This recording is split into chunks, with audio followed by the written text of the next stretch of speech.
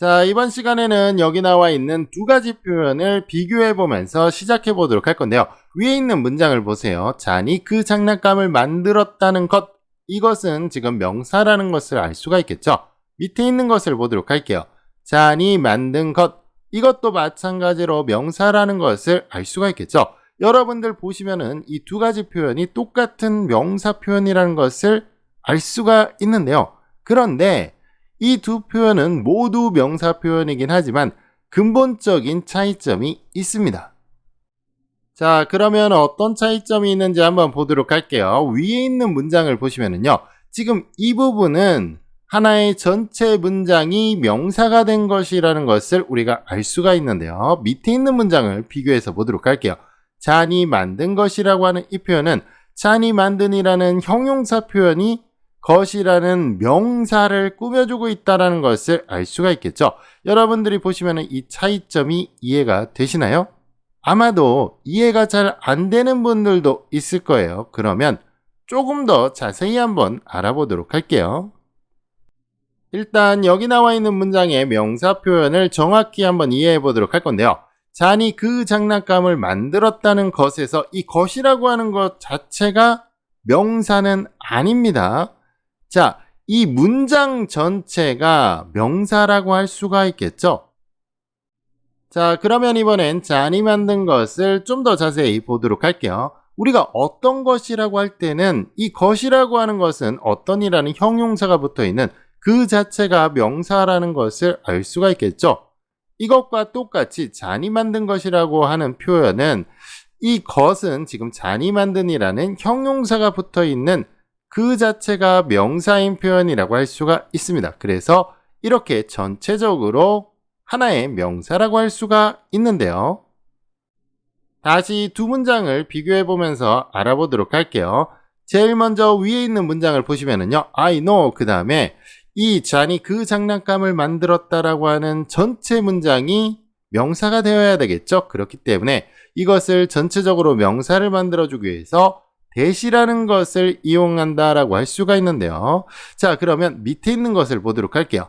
잔이 만든 것을 알고 있다. 마찬가지로 I know가 나오고요. 그 다음에 지금 어떤 것을 알고 있는 것이겠죠. 그러니까 자체가 명사인 what이 나옵니다. 그래서 what은 그 자체가 명사라고 할 수가 있고요.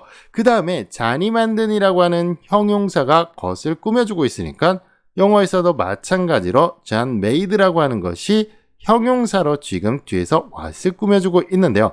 이것 전체가 명사라고 할 수가 있습니다.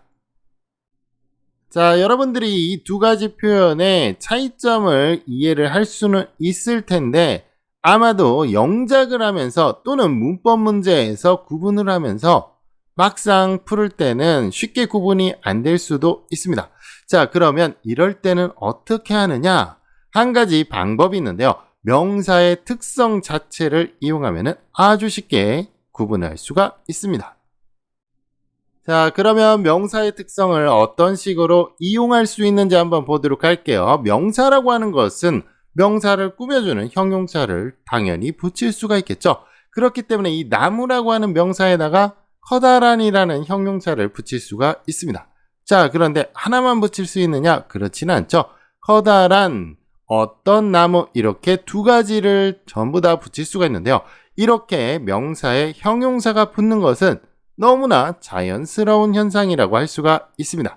자, 이것을 잘 기억을 하고 다음 것을 보도록 할게요.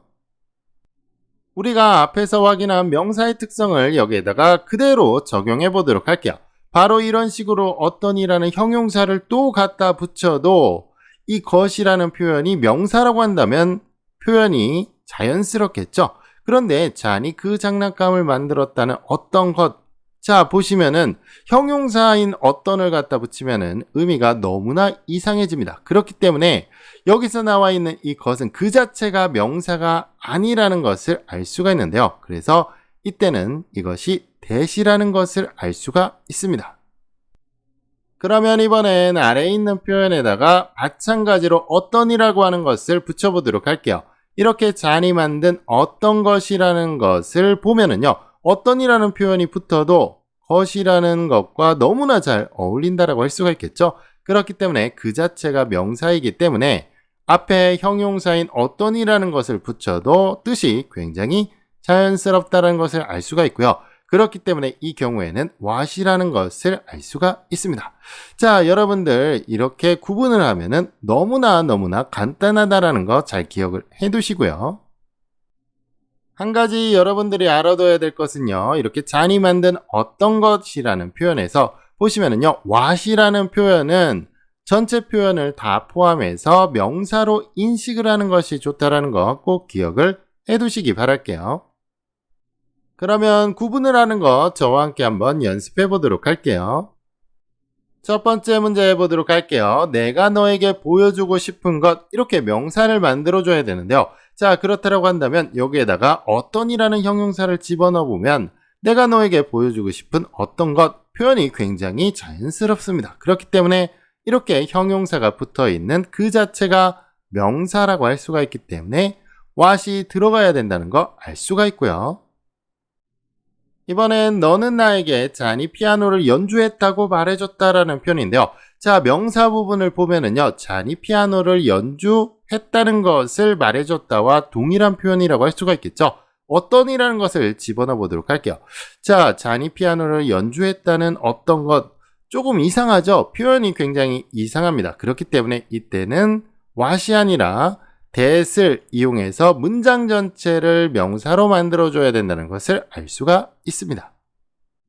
다음 문제 또 보도록 할게요. 나는 네가 최선을 다했다고 생각한다. 자, 이 표현은 지금 네가 최선을 다했다는 것을 생각한다. 이런 표현과 같다라고 할 수가 있겠죠. 자, 그렇다고 한다면 어떤을 집어넣어 보도록 할게요.